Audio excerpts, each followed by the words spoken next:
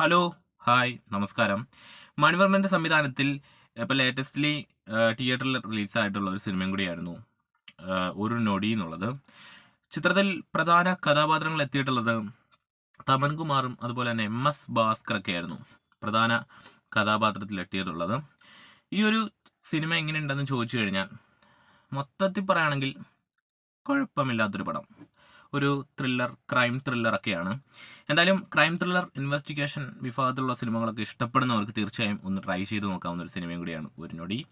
ഈ ഒരു ചിത്രത്തിൻ്റെ പ്രമേയം നോക്കുകയാണെങ്കിൽ നമ്മുടെ ചിത്രത്തിലെ കഥാനായകൻ എന്ന് പറയുന്നത് ഒരു സിൻസിയർ ആയിട്ടുള്ള ബ്രില്യൻ്റ് ഓഫീസറാണ് അതായത് എല്ലാം കേസുകളൊക്കെ തെളിയിക്കാനുള്ളൊരു ഗംഭീരമായ ബ്രില്യൻസ് ബുദ്ധി അദ്ദേഹത്തിനുണ്ട്. അങ്ങനെ അദ്ദേഹത്തിൻ്റെ മുന്നിലേക്ക് ഒരു മിസ്സിംഗ് കേസ് വരികയാണ്. അത് അന്വേഷിക്കുന്നതാണ് ഈ ഒരു ചിത്രത്തിൻ്റെ മൊത്തത്തിലുള്ളൊരു പ്രമേയം. പിന്നീട് അതിൻ്റെ അന്വേഷണവും ആരാണ് ചെയ്യുന്നതെന്നൊക്കെ തേടിയുള്ള ഒരു അന്വേഷണവുമാണ് ഇതിൻ്റെ മൊത്തത്തിലുള്ളൊരു സ്റ്റോറി. പിന്നെയുള്ള ഒരു കാര്യം, ഈ ഒരു ചിത്രം നമ്മൾ മുന്നേ വന്നിട്ടുള്ള മലയാളത്തിലൊക്കെ വന്നിട്ടുള്ള ടൈപ്പ് ഒരു കഥയാണ്.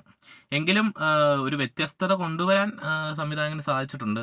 കുഴപ്പമില്ലാത്ത രീതിയിൽ കാണുന്ന ആളെ പിടിച്ചിരുത്താൻ പറ്റുന്ന രീതിയിൽ ഒരു നൊടി എന്ന് പറയുന്ന സിനിമയ്ക്ക് സാധിച്ചിട്ടുണ്ട്. പിന്നെ ഈ പേരൊക്കെ വെച്ച് വ്യത്യസ്തമായ ഒരു രീതിയിൽ തന്നെ ഇതിൻ്റെ അതായത് സ്റ്റോറിയൊക്കെ മുന്നോട്ട് പോകുന്നുണ്ട്. കുഴപ്പമില്ല. ഈ പേര് കേട്ടിട്ടാണ് ചിത്രം കാണാനൊരു എന്താ പറയുക, ഒരു എക്സൈറ്റ്മെൻറ്റ് ഉണ്ടായത്. കാരണം ഒരു നൊടി എന്ന് പറയുന്ന ഒരു പേരിൽ ഭയങ്കര ഒരു എക്സൈറ്റ്മെൻറ്റ് ഉണ്ട് എന്നെനിക്ക് തോന്നി. അതുകൊണ്ടാണ് കണ്ടത്. അല്ലാതെ ഈ സിനിമയ്ക്ക് പോയി കാണാനും ഈ നായകനെ ഒന്നും വലിയൊരു പരിചയമില്ലാത്തൊരു നടനൊക്കെയാണ്. അതുകൊണ്ട് തന്നെ അങ്ങനെ എല്ലാ പടങ്ങളും ഒന്നും പോയി കാണുന്ന ഒരു ടൈപ്പല്ല. പിന്നെ ചില പടങ്ങളൊക്കെ നമ്മൾ തിയേറ്ററിൽ പോയി തന്നെ ആസ്വദിക്കുന്ന ഒരാളാണ്. പിന്നെ ക്രൈം ത്രില്ലറാണ്, ക്രൈം ത്രില്ലർ ഫാനും കൂടിയാണ്. അതുകൊണ്ട് തന്നെ ക്രൈം ത്രില്ലറൊക്കെ ഇഷ്ടപ്പെടുന്നവർക്ക് തീർച്ചയായും മസ്റ്റ് വാച്ച് ട്രൈ ചെയ്തോളൂ. പിന്നെ ഉള്ളൊരു കാര്യം എന്ന് പറഞ്ഞു കഴിഞ്ഞാൽ ഈ സിനിമ ഒരു വലിച്ചു നീട്ടലൊക്കെ നമുക്ക് ചിലപ്പോൾ അനുഭവപ്പെടും. അതായത് സിനിമ തുടങ്ങി ഇതിൻ്റെ എൻഡിങ് വരെ വളരെ കുഴപ്പമില്ലാത്ത രീതിയിൽ പോവുമെങ്കിലും നമ്മളെ ഇടയ്ക്കൊക്കെ ഇങ്ങനെ ഒരു വലിച്ചു നീട്ടലൊക്കെ നമുക്ക് അനുഭവപ്പെടും.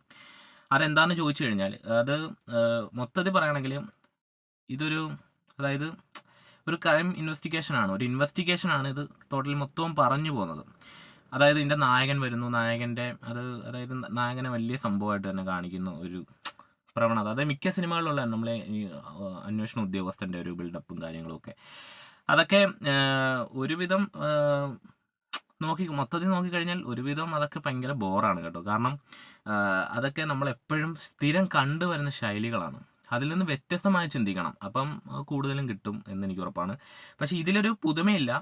നമ്മൾ സ്ഥിരം കണ്ടുവരുന്ന പാറ്റേൺ അല്ലാതെ നമ്മൾ മലയാളത്തിലും കണ്ടതും അതുപോലെ തന്നെ തമിഴിൽ സ്ഥിരമായി കാണുന്ന പാറ്റേൺ, അതിൽ നിന്ന് ഒരു പടി പോലും മുന്നോട്ട് നീങ്ങി ഇതിൻ്റെ സംവിധാനം നീങ്ങിയിട്ടില്ലെന്നാണ് ഏറ്റവും വലിയ സത്യം.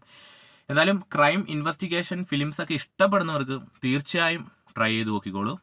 എന്തായാലും ഈ സിനിമ കണ്ടവരാണെങ്കിൽ നിങ്ങളുടെ അഭിപ്രായങ്ങളൊക്കെ വീഡിയോയുടെ താഴെ കമൻറ്റായി രേഖപ്പെടുത്തുക.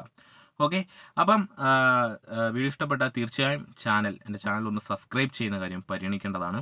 അതുപോലെ തന്നെ വീഡിയോ നിങ്ങൾക്ക് ഇഷ്ടമായെങ്കിൽ ജസ്റ്റ് ഒന്ന് ലൈക്കും അടിച്ചോളൂ. അപ്പോൾ നമുക്ക് അടുത്ത വീഡിയോയുമായി നമുക്ക് വീണ്ടും കാണാം. അതുവരെ ബൈ.